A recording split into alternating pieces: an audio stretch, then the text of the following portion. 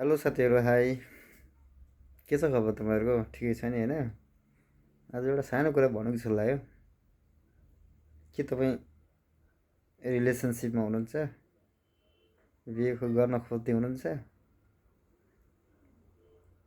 उनलाई मेरो आफ्नो सर्वस्व ठान्नुहुन्छ? विचार गर्नुहोस् है। तपाईँहरूले नि म्यारिड गर्ने विषयमा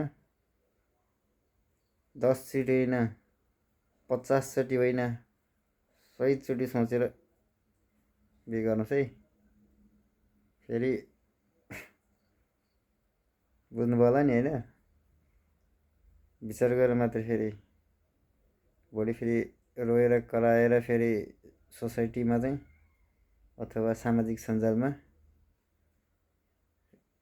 अपडेट होला नि। फेरि विचार गर्नुहोस् है।